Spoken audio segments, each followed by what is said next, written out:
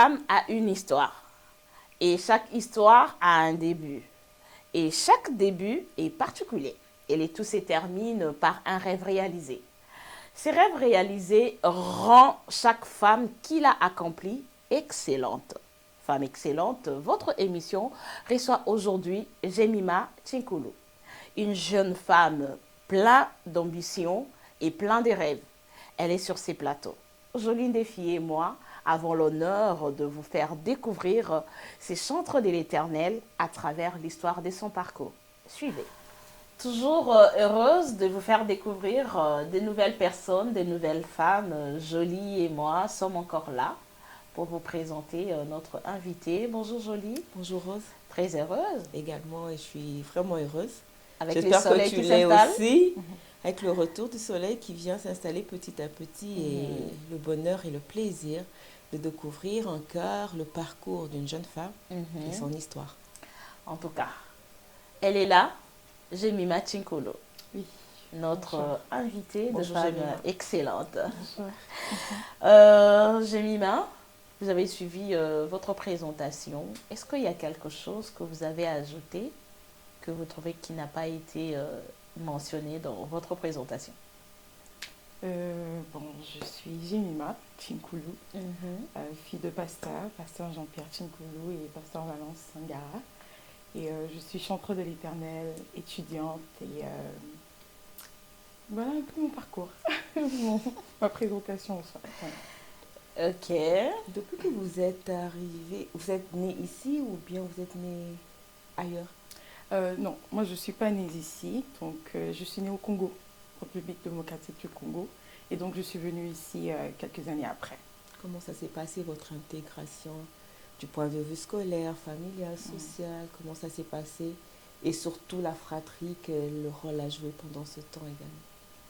C'est sûr que c'est différent, le système est complètement différent et c'était un changement quand même assez pertinent en tout cas pour ma personne à moi, du côté éducation, du côté entourage, du côté l'église aussi.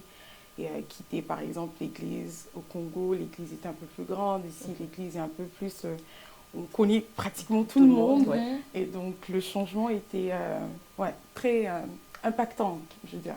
Et la fratrie, vos frères et sœurs? Ah oui, ça c'est bon pour eux aussi assurément que le challenge était là.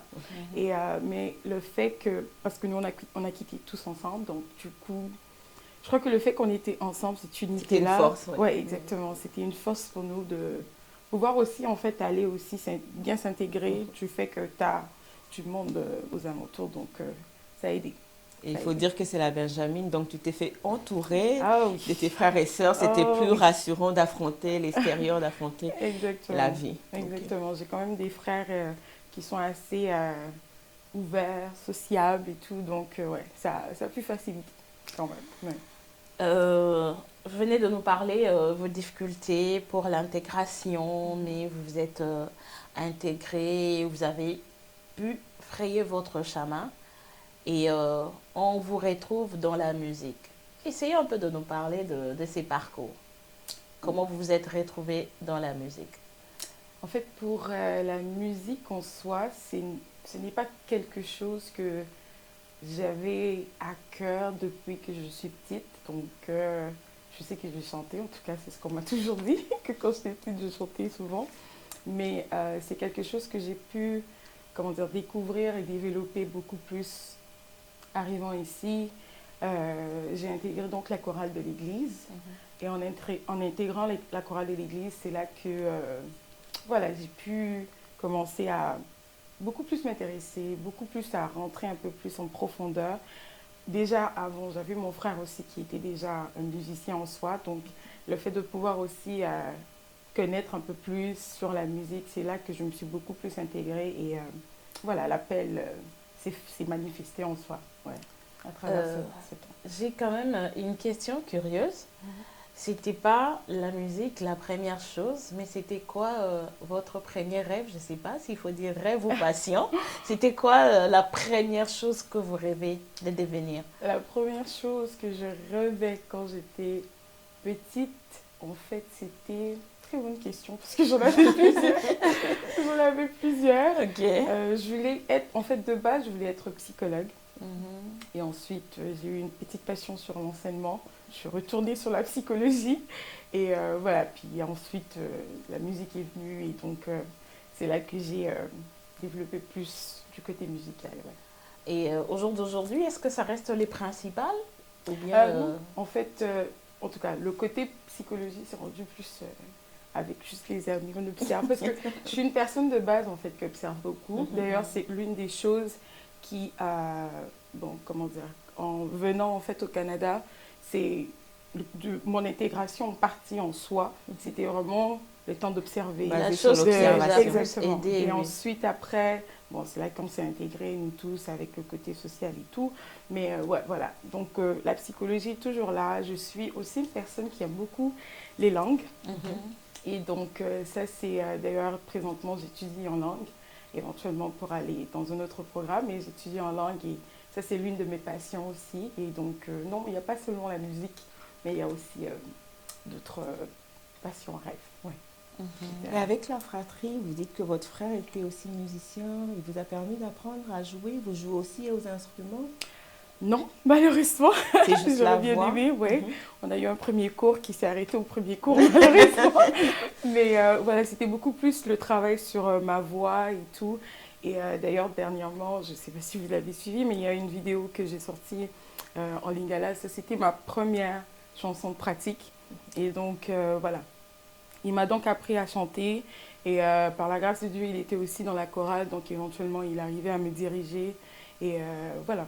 C'est comme ça que j'ai progressé Tu beaucoup plus. t'estimes chanceuse d'avoir un frère aussi musicien qui a Oui. été là pour te booster, j'imagine. Tout à fait. C'est une grâce, je dirais. C'est une grâce parce que c'est une personne, jusqu'à présent d'ailleurs, il est toujours présent dans ce qui est de la musique et tout. L'une des premières compositions, je crois que j'ai pu interpréter, c'était de lui aussi. Et oui, c'est vraiment une Il a grâce un pour nom, moi. ton frère? Oui, il s'appelle Christian, le pasteur Christian Chinkulu. Oui.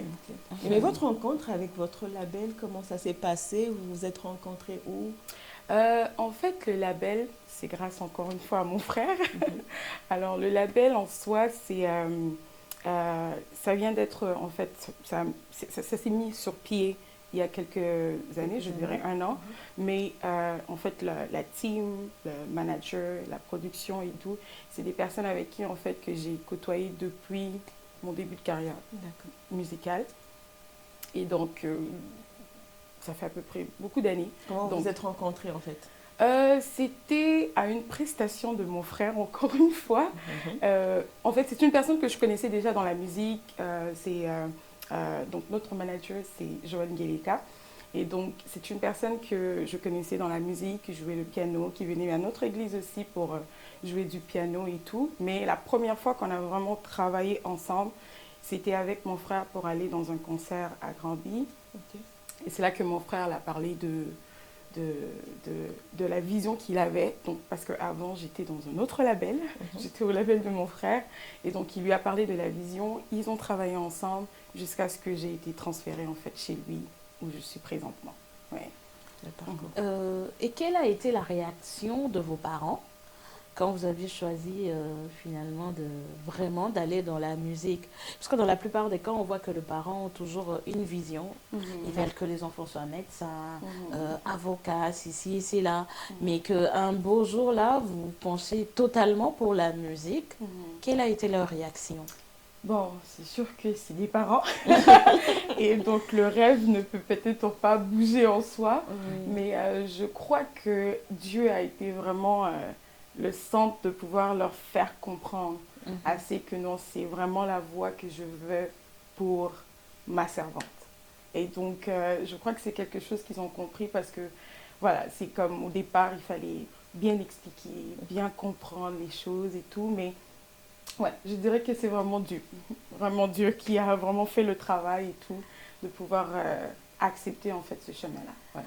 Et parlant de vos parents, vous êtes fille de pasteur. J'ai bien dit des pasteurs. Papa, pasteur. Exact. Maman, pasteur. Est-ce que le fait que vos parents soient pasteurs, cela a une influence sur vous? Bon, Je pourrais dire oui et non.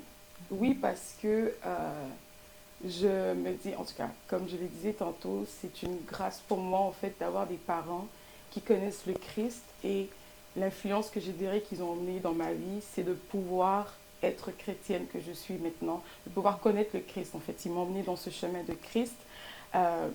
Et toutefois, par après, en fait, non, parce que je crois que, en tout cas, chacun a sa Sa propre vie, destinée. son salut et tout. Mhm. Et donc, il y a le oui et le non, en tout cas, entre les deux. Ouais. Euh, Est-ce que vous pensez que le fait d'être enfant de pasteur, Mhm. ça vous oblige obligatoirement aussi de devenir pasteur ou de se sentir obligé d'être parfaite, sainte au regard de la société? Ouh, aucun non. Aucun non.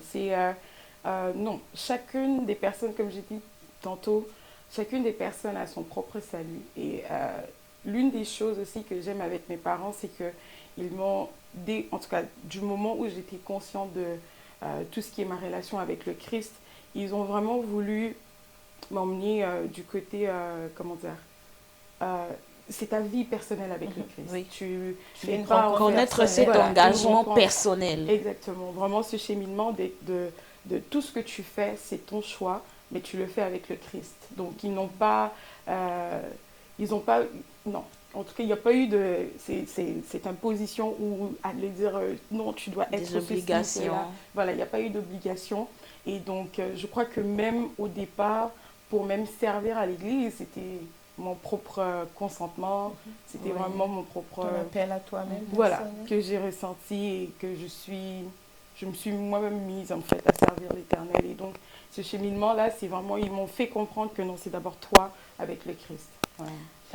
On ne pense pas avoir pasteur Jemima Junior, comme c'est de plus en plus les cas, quand les parents sont pasteurs, ou bien juste l'un des parents, et puis on retrouve les enfants qui deviennent aussi des pasteurs. Et en tout cas, dans mes visions, pour Ça le se voit moment, pas à pour moins que l'instant. Dieu fasse grâce, mais en tout cas, Dieu choisisse autrement pour ma destinée, mais je dirais, on ne sait jamais. On ne sait jamais. Ok. Mais c'est quoi la vie d'un enfant d'un pasteur? Est-ce un poids? Est-ce que c'est une bénédiction? Est-ce que En tout c'est cas, quoi en fait la vie d'un enfant d'un pasteur? pour moi, Surtout ici en Occident. Mhm.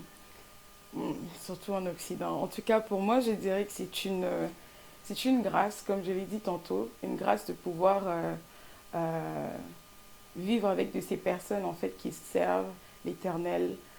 En fait, voir ce côté intègre, voir ce côté, tu vois, de ces personnes qui sont dévouées pour le Christ, ça me pousse aussi moi en fait à pouvoir en fait rentrer un peu plus, enfin, rentrer dans cette relation, avoir cette intimité, voilà. Et, mais je dirais que c'est vraiment beaucoup plus de manière, comme je l'ai dit tantôt, de manière vraiment individuelle. On est normal, on est enfant comme autres enfants aussi. Et le voilà. regard de la On a- société par rapport à vous? C'est sûr que le regard est différent.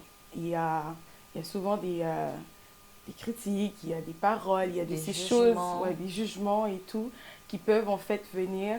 Mais par la grâce de Dieu, comme je l'ai dit tantôt, vraiment, mes parents sont des modèles pour moi. Et par la grâce de Dieu, ils m'ont fait comprendre que peu importe ce que les dire, en fait, c'est, en tout cas, par rapport à ma vie, seule ma vie peut en témoigner. Donc, Exactement. pour faire comprendre que je suis juste moi, je suis juste Ça vous est arrivé une aussi chrétienne. de sentir le poids du ministère de vos parents?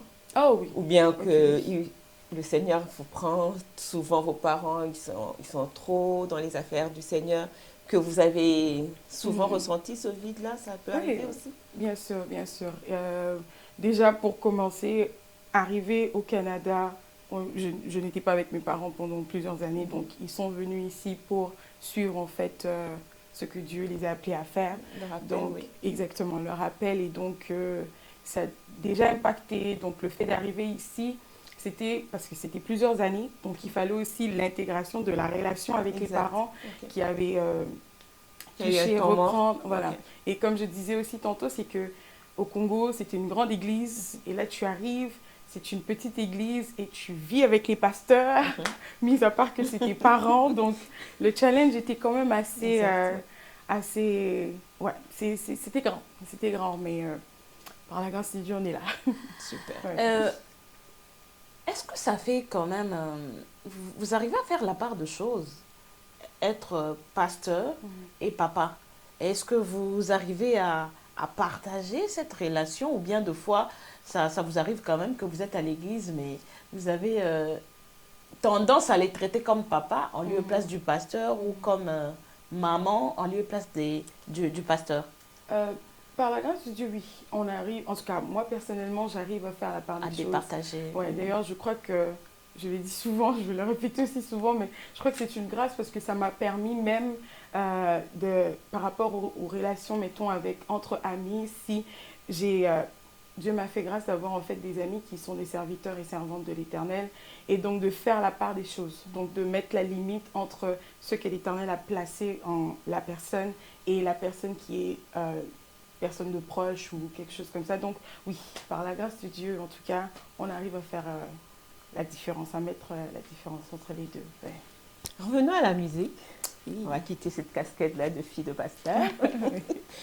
En revenant à la musique, pourquoi vous avez choisi le gospel? Est-ce que ça va avec votre personnalité, votre style de vie? C'était quoi le choix de faire du gospel?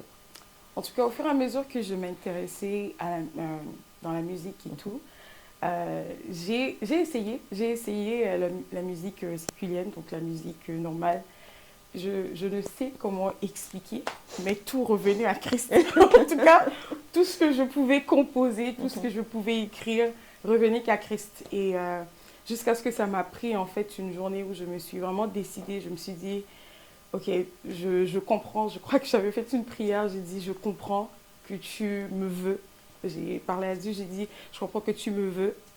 Et donc, pour cette fois-ci, en tout cas, je suis ce que toi-même tu veux que je fasse. Donc, plus de musique séculienne ou quoi que ce soit. Et là, je me suis décidée à écrire. De toutes les façons, comme je l'ai dit tantôt, mes inspirations sont que sur lui. Donc, Vous écrivez souvent? oui, oui, quand même. J'ai plusieurs compositions, par la grâce de Dieu, qu'on aura à découvrir plus tard. Dans un Ouais. avenir proche. Oui, pourquoi pas. Pourquoi pas, oui. Jolie, j'ai senti que Jemima est vite passée sur la musique séculière. J'aimerais qu'on revienne quand même sur ça. C'est quand même une belle histoire, je crois, qu'on peut creuser un tout petit peu là. Donc ça veut dire que vous n'avez pas directement commencé à chanter pour Dieu. Donc vous avez un peu l'idée de chanter les musiques profanes, c'est ça? Ben, oui, en fait, j'ai commencé dans la chorale normale à chanter aussi à Christ et tout, et je ne trouvais pas de mal de pouvoir, en fait, je ne trouvais pas de mal de pouvoir chanter comme ça. Et donc, du coup, ce que je me suis dit de faire, c'était de commencer à écrire aussi des chansons profanes, séculières et tout, mais ça ne marchait pas. Donc, tu es mon amour, ça tombait à Christ à la fin. Ouais, tout tombait à Christ, donc c'est pour ça que je me suis dit non, c'est pas mon chemin. Vous n'avez pas eu peur de vous lancer dans la musique avec tout ce qu'il y a des talents? Mais là, comment vous avez fait? C'était quoi le courage qui vous a poussé? C'était quoi votre motivation? Pourquoi vous avez tenu bon? Il y a tellement de musiciens. En tout cas, le Saint-Esprit et j'aime le dire souvent, le Saint-Esprit c'est le guide parfait. Et de moi-même comme ça, oui, la crainte est là. Mais quand l'esprit te dit go, il te dit go. Je continue pardon, à apprendre à pouvoir le faire confiance. Il y a un pasteur qui dit avoir la foi, c'est de pouvoir en fait dire oui à Christ dans tout ce qu'il te demande à faire et de mettre ta logique après. Et c'est ce que j'essaie de faire, en tout cas, depuis que j'ai accepté de dire mon go, c'est ce que j'ai fait. Donc, je me suis dit, ok, je peux mettre ma crainte à côté, ma peur à côté, et suivre ce que les Christ fait par la grâce de Dieu, on évolue. Parce qu'on sait voir le visage de Jemima dans plusieurs clips ici à Montréal, même dans les alentours. Et on entend cette belle voix et puis ce beau visage toujours souriant dans plusieurs clips ici à Montréal. C'est quoi le secret de Jemima? C'est Jésus. C'est Jésus. Il n'y a pas d'autre formule, en tout cas, c'est Jésus. Et ça marche. Et ça marche, pour sûr. Ça marche. C'est le plus important. Exact. Jemima, un parcours éloquent. beaucoup de découvertes tout au long de votre parcours. Comment Jemima se définit-elle? En tout cas, très bonne question. Jemima se définit en Christ premièrement. Jemima se définit comme étant une personne, une chrétienne qui veut à tout bout de champ que le Christ se fasse connaître sur la terre entière. Et que, voilà, que tout en fait avant pour le royaume. Je peux dire, c'est comme ça que je me définis en tout cas. Yeah. On peut connaître vos projets pour devenir proche à un futur avenir, un avenir proche, oui. Oui, oui, j'ai plusieurs projets musicaux, en tout cas terminé mes études aussi. En quoi Mais d'abord? sinon, Oui. là présentement je suis en langue, mais je fais une transition sur les études internationales. Super. Ouais. Et voilà, éventuellement aussi en fait progresser dans la musique. Donc par la grâce de Dieu, vous allez entendre de très belles surprises qui arriveront, à laquelle j'aurai et à interpréter et à sortir mes propres compositions. Ouais. Jemima dans la musique, Jemima dans les études, Jemima servant de l'Éternel, Jemima, elle travaille. Autant des casquettes pour vous-même. Comment vous faites? En tout cas, moi-même, je me demande des fois la question, comment j'ai fait. Mais par la grâce de Dieu, ce que je peux dire aussi de mon parcours aussi, c'est que en rentrant dans le service de Dieu, ça m'a beaucoup appris. Ça m'a d'ailleurs construit de ce que je suis présentement. J'ai dû avoir plusieurs challenges, j'ai dû avoir plusieurs réalités qui m'ont bâti. Et là, présentement, je peux en fait, si je suis ce que je suis, c'est vraiment parce que en me rentrant dans le service de Dieu, en tout cas, ça m'a produit, quoi. Ça m'a instruit, ça m'a caractérisé. Façonné. Voilà, façonné exactement. Et voilà, je suis là parce que le Christ m'a façonné, m'a train, comme on dit. Oui. Et de plus en plus des concerts à gauche et à droite. Est-ce que ça vous permet de garder toujours vos deux pieds sur terre? La vie du vedette, là? Ouf.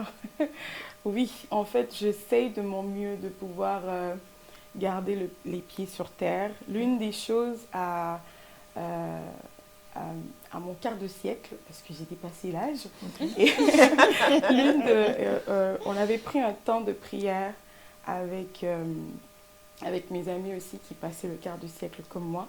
Et l'une des prières qu'on avait faites, c'était de demander à Dieu, comme David l'avait fait, c'est que même à mon temps de gloire, même à mon temps où j'aurai tout ce que tu me donneras, c'est de pouvoir me rappeler que tout ça là, c'est d'abord le Christ et non moi. Donc il faut, en tout cas c'est ce que je me suis toujours dit, donc j'essaie vraiment de garder mes pieds sur terre en me disant que tout ça là, c'est le Christ. D'abord, c'est d'abord lui et après, voilà. Que le Seigneur vous exauce en tout cas. Amen, amen. C'est notre prière également. Un dernier message à toutes ces jeunes filles. Vous venez de nous dévoiler votre âge et on voit que à 25 ans, vous avez tellement de réalisations, tellement un parcours. Quel message vous pouvez lancer aux jeunes filles de votre âge qui vous suivent à travers cette émission? Et le message que je peux passer à toutes ces jeunes filles, c'est le Christ qui bâtit, c'est le Christ qui façonne, c'est le Christ qui peut diriger. En le recevant, il nous donne un plus beau cadeau, un meilleur cadeau qu'on peut avoir, c'est le Saint-Esprit. Et la Bible nous dit que l'Esprit est capable en fait de savoir même les pensées de Dieu. Donc il est en mesure de pouvoir nous passer la volonté de Dieu pour notre vie. Et donc à toi qui est peut-être perdu, qui te pose des questions, qui ne sait pas comment cheminer, fais confiance à Christ. Il te donnera l'Esprit qui est capable de te faire savoir exactement toute la vérité. On ne peut pas finir sans pourtant t'écouter chanter. Jésus. Un tout petit peu. Waouh, ok. Mélodie du ciel. Juste découvrir cette belle voix. Ouf. Gloire à Dieu, donc d'accord. Euh, je ne peux imaginer combien ça coûterait. À la croix, tu as pris ma place. Mon Dieu s'est donné. Je ne peux imaginer combien ça coûterait.